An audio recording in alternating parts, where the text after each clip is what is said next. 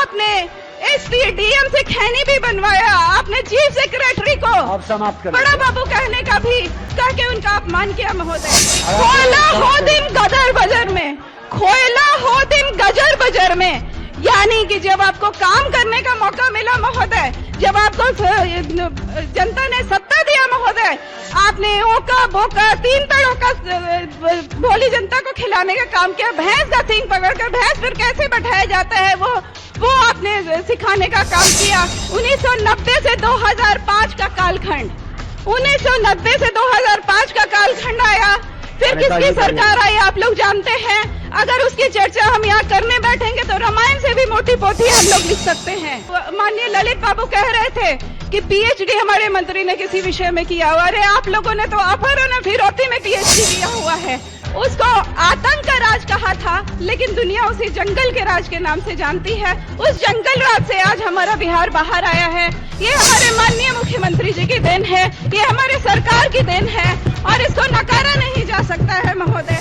हमारे नेता ने जब 2005 में सत्ता संभाली थी महोदय, तो पत्रकारों ने उनसे पूछा था कि आपकी पहली प्राथमिकता क्या है, आपकी दूसरी प्राथमिकता क्या है, आपकी तीसरी प्राथमिकता क्या है। उन्होंने कहा था गवर्नेंस, गवर्नेंस एंड गवर्नेंस, सुशासन, सुशासन और सुशासन। और बिल्कुल यही स्थिति है हमारे यहाँ। हमारे मुखिया, हमारे मुख्यमंत्री जी बहुत ही सुलझे विचारों के हैं और वो बिहार को विकास के नए आयाम तक ले जा रहे हैं। दूसरी तरफ हम प्रतिपक्ष की बात करते हैं तो वो बिहार की जनता को उलझाए रखते हैं और लगातार उनको कंफ्यूज करने का काम करते हैं। तो मैं आज सिर्फ आंखों देखी ही कहूंगी और मैं आज सिर्फ सुलझी बातें ही कहूंगी, उलझाऊंगी नहीं सदन को। और आदरणीय सदस्यों से आग्रह है कि आप लोग भी अपनी बातों को, सुलझी बातों को ही रखें। महोदय, जब हम लोग 2005 से पहले की बात करते हैं तो हमारे माननीय विपक्षी सदस्यों को बहुत पीड़ा होती है, बहुत मिर्ची लगती है। लेकिन जब हम 2005 से पहले की बात नहीं करेंगे तो आज के 2022 तक की यात्रा की बात पूरी नहीं होती है, हमारे सुशासन के राज की बात पूरी नहीं होती है, न्याय के साथ विकास की बात पूरी नहीं होती है। ये सारी बातें अधूरी रहती हैं। इसलिए हमें जरूरी है कि 2005 से पहले की हम बात कहेंगे। माननीय विपक्षी सदस्य इसको बुरा नहीं मानेंगे। मैं ये कहना चाहती हूँ कि जब मैंने होश संभालना शुरू किया, 1980-85 की बात है, किसकी सत्ता थी, किसकी हुकूमत थी, सबको पता है। उस समय में ऐसी हालत थी कि हमारी माँ हमें अकेले घर के बाहर नहीं जाने देती थी महोदय। कोई ना कोई सदस्य साथ में रहता था, तभी हम बाहर जा पाते थे। हम जिस जगह से आते हैं, मैं जिस जगह से आती हूँ, मैं जहाँ की बेटी हूँ चंपारण की, वहां पे दस्युओं का राज चलता था, दस्युओं का संगठन चलता था। हमारे गांव के लोग, मुझे याद है, गांव की महिलाएं, गांव के पुरुष रात में बारी बारी से जगकर पहरा देते थे, क्योंकि कई जगह पे आसपास के किसी न किसी गांव में भी भीषण डकैती होती थी। इस डर से सब डरे रहते थे महोदय। फिर भी वहां से हम लोग कहां पे आए हैं ये आपको बताने की जरूरत नहीं है। उस समय सही में कहूं तो चंपारण में दस्युओं के, डकैतों की समानांतर सरकार चलती थी महोदय। थाने में अगर डकैती की सूचना देने जाते थे लोग तो नहीं ली जाती थी, बल्कि ऐसा था कि दस्युओं के संगठन का, दस्युओं का सत्ता के उस समय बैठे हुए शीर्ष के लोगों की तरफ तक पहुंच थी, तो वो अपनी बातों को लोग, आम लोग तो थाने तक जा ही नहीं पाते थे महोदय। उसके बाद आया 1990 से 2005 का कालखंड, 1990 से 2005 का कालखंड आया, फिर किसकी सरकार आई आप लोग जानते हैं। अगर उसकी चर्चा हम यहाँ करने बैठेंगे तो रामायण से भी मोटी पोथी हम लोग लिख सकते हैं। क्या हालत हुई उसके बाद महोदय। उस जमाने में तो महिलाओं की छोड़िए, पुरुष भी अगर घर में शाम होने से पहले घर नहीं आते थे तो घर में चूल्हा नहीं जलता था। मैंने देखा है, लोगों को शंका होती थी कि कुछ न कुछ अनहोनी हुई है महोदय। इसका एक ही कारण था कि उस समय बिहार में एक ही उद्योग चलता था जो अपहरण का उद्योग था। माननीय ललित बाबू कह रहे थे कि पीएचडी हमारे मंत्री ने किसी विषय में किया हुआ। अरे आप लोगों ने तो अपहरण और फिरौती में पीएचडी किया हुआ है, उसको आप क्या कहेंगे। ऐसी हालत थी कि अपहरण का उद्योग चलता था। आज जिस एक आने मार्ग में आज जिस मुख्यमंत्री आवास में बिहार के विकास की गाथा लिखी जाती है, सुशासन के राज की चर्चा होती है, वहीं उसी अने मार्ग में किस किस चीज की वसूली होती थी, किस किस चीज की फिरौती मांगी जाती थी, क्या क्या चीज जाता था, आप लोगों से छुपा नहीं है महोदय।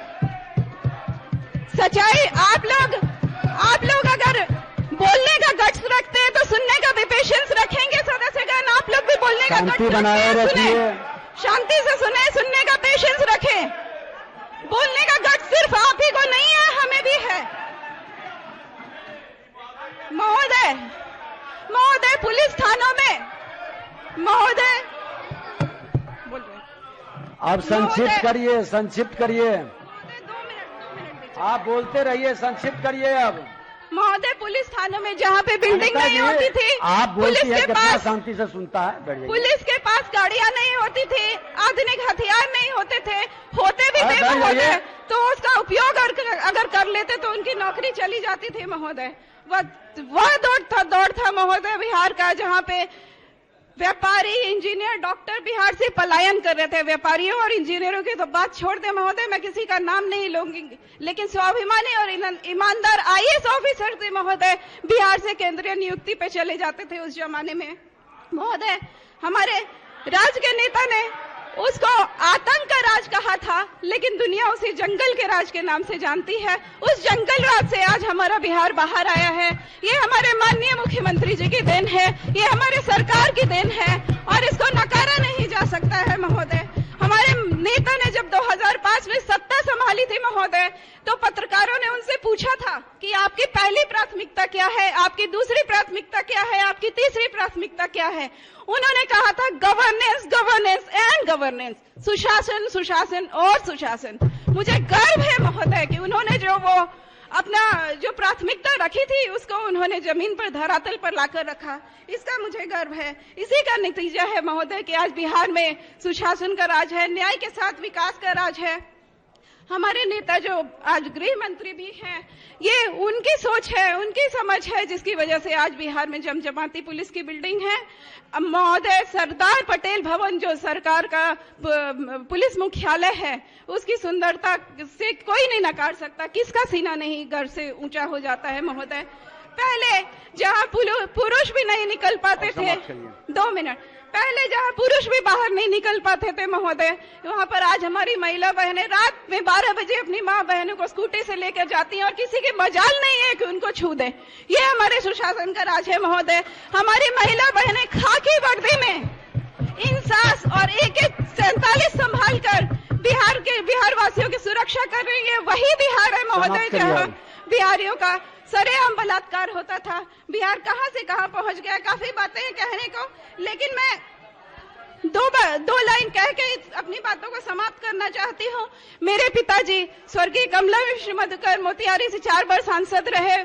भोजपुरी में कहते थे, मैं भी भाई मनोज यादव जैसा तो भोजपुरी नहीं बोलूंगी, लेकिन वो कहा कहते थे जब हम लोग अपना समय बर्बाद करते थे महोदय, तो कहे त्रस महोदय, खोला हो दिन गदर बजर में, खोला हो दिन गजर बजर में।